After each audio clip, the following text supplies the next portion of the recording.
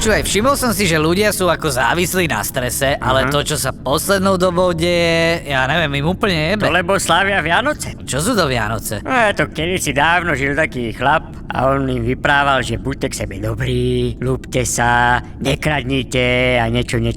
Oni ho počúvali? Ne, pribili ho za to na kríž. A to slávia? Dneska už veľa z nich ne. Dneska slávia, že majú pár dní voľna. A to im stačí? Áno, lebo však oni celú tú dlhú dobu šetrili, aby to teraz rozjebali. Za pár dní? Za pár hodín. Jaj. A niektorí to rozjebú na to, aby išli na druhú stranu zeme. Áno, do tepla. Že jebnú sa niekde na pláži pod slnko, nech ich to dopáli celých, ne? Dálejú si taký ten jed do toho pohárika, to tam chlípkajú a pália sa na slnku, jak jebnutí, ne? To ich vypína, ten A jed to ich je vypína. akože ten oddych? Pre nich áno. No a tí, čo zostávajú v tej zimnej časti zeme, tí držia...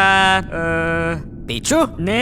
Dietu. Hladovku. Áno, hladovku, aby potom to za tých pár dní mohli dobehnúť a zežerú všetko, čo uvidia. A najebu si ne, že celý rok pesticídy Ečka, ale teraz si za pár dní najebu to najhoršie mastné, ne? Sladké. Vyprážané do Kriklavé. seba, že ja chcem žiť čo najkratšie, najebte mi to všetko na stôl. A ešte, jak navrch toho všetkého si dajú tú najnechutnejšiu blatovú rybu. No a aby toho nebolo málo, k tomu stresu pridajú aj rodinnú návštevu. Ale rodinu nelen so členmi rodiny, ktorých majú radi, ale aj s tými, čo ich celý rok nevideli, lebo ich nenávidia, tak teraz sa stretnú, ne? Lebo na Vánoce sa to patrí. A musia s nimi byť v jednom priestore. Lenže tam si takisto, jak na pláži, nalejú ten jed do pohárikov. Áno. A občas to vyvoláva v niektorých zlé spomienky a tak sa občas stane, že strico najebe tete. A to sa mi zase páči, to je pekná tradícia. A ešte aj ojebávajú svoje deti. Čo?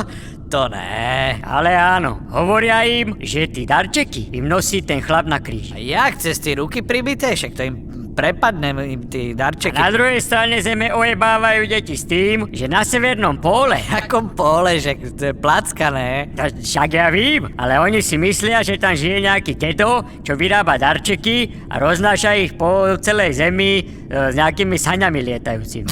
Ne, tomu už nemôže nikto uveriť. A čo tie sa nepoháňa? Lietajúce soby. Ale chod do piče, No.